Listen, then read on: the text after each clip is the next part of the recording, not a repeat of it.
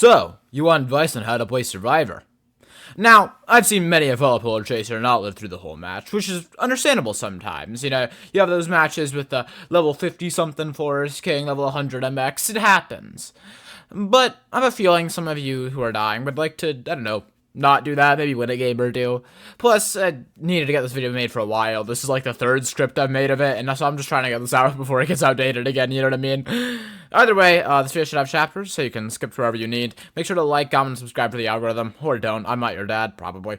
Also, huge thanks to Polar Chase 2 Wiki. They deserve a shout out, because, you know, they make my research way easier for certain numbers and stuff. Huge thank you to you guys as well. Thank you for getting me to 1,000 views in the Mimic video. That's actually crazy.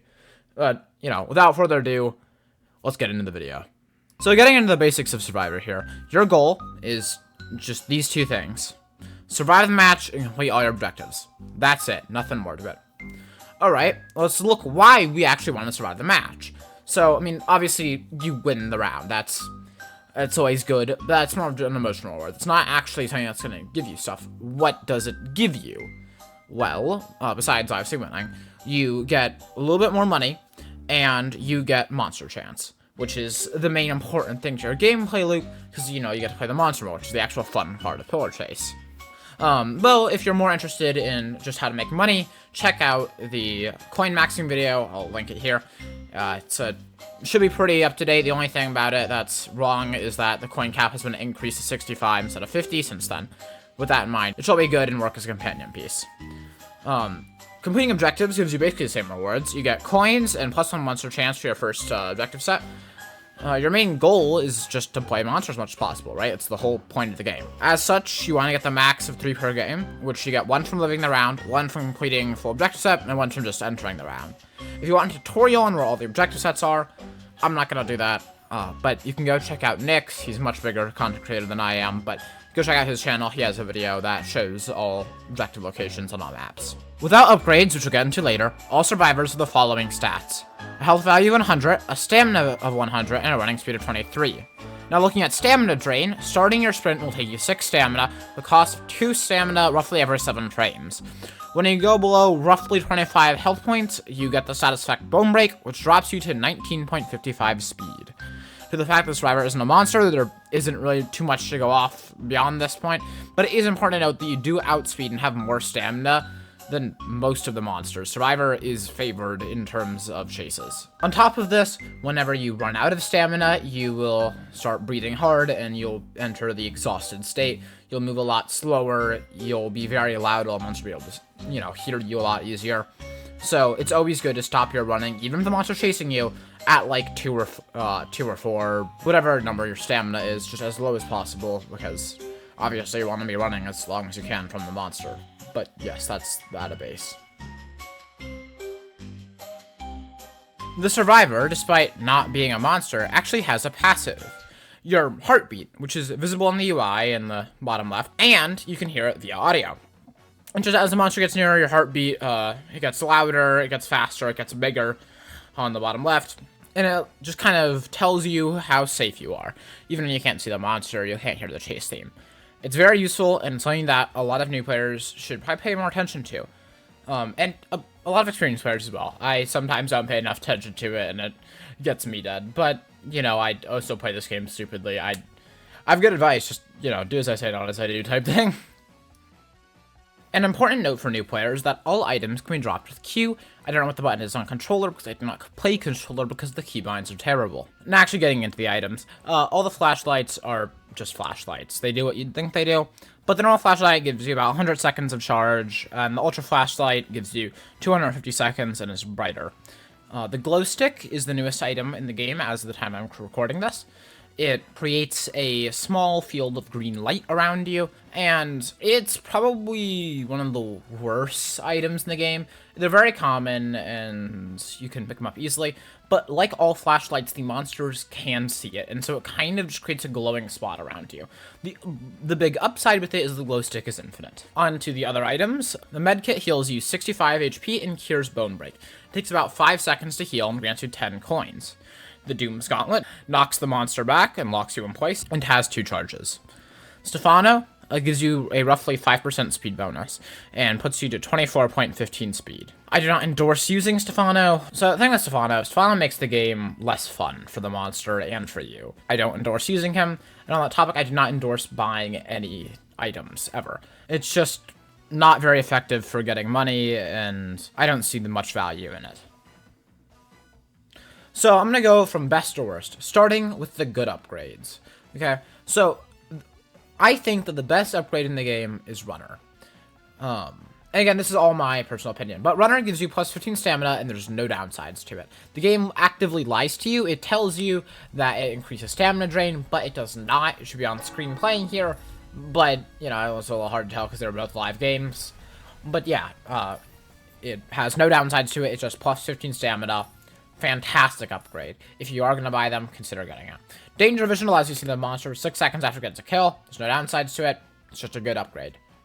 And Clarity lets you see through the fog easier. No downsides. It's pretty good. Getting into neutral upgrades, or sometimes just useless. Prepared lets you see all items for 15 seconds upon spawning, along with any survivors that are holding them.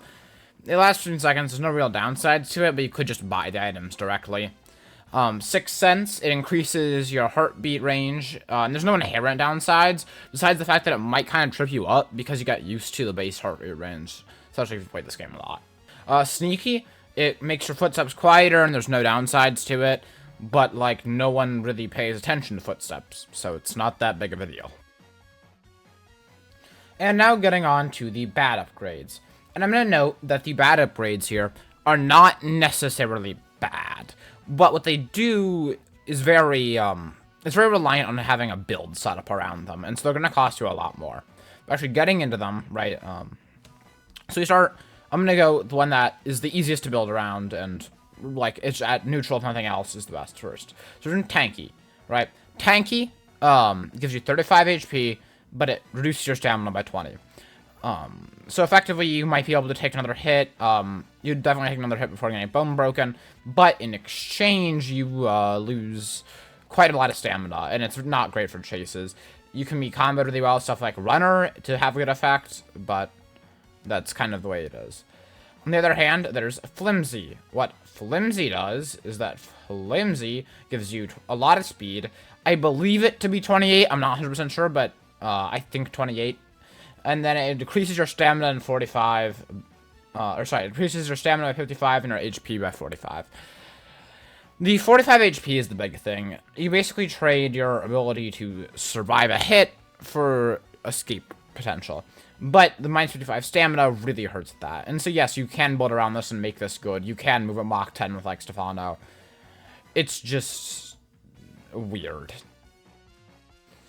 You should always pay attention to the TV in the lobby. It will show the map type and the map that's next. So, for example, if you see that, oh, there's an Inkfell that's going to be next, and oh, it's going to be Fazbear Frights, you can just not play that match, and you don't have to die in, like, 3 seconds. There's no real reason to skip matches, but it is a thing you can do if you want to keep, say, a win streak or an item that you bought because you don't want to die. If you want to skip rounds where you would normally be the monster, you can click the AFK button just after the screen goes black, and you will spawn in the match as a survivor.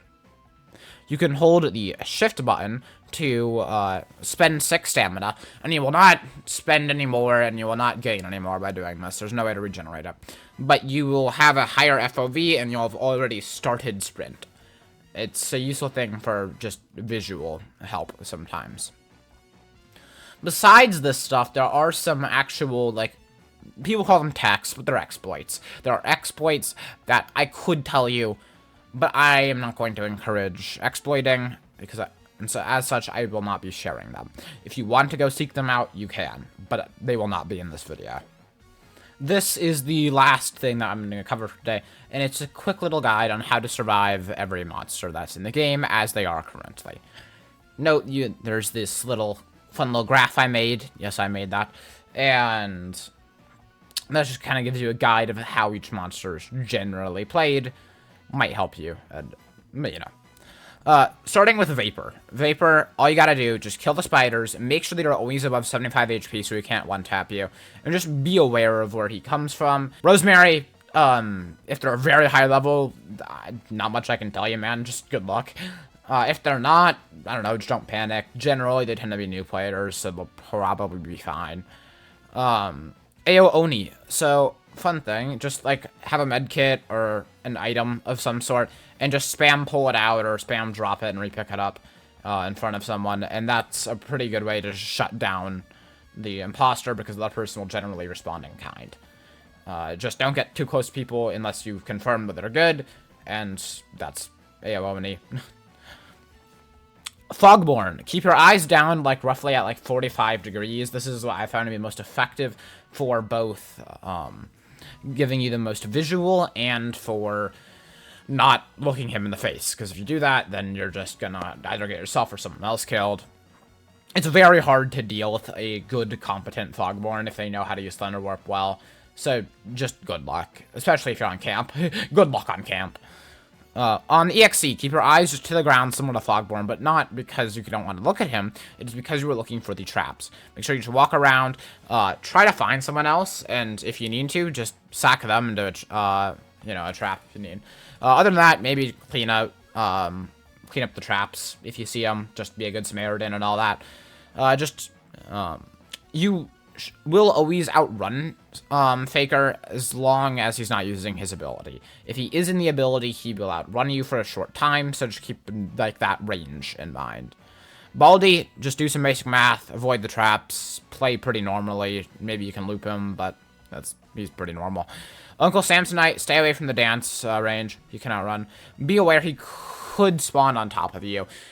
With the new Uncle Samsonite rework, we actually now know where he spawns, so if you know where one of his portals is, just keep that in mind.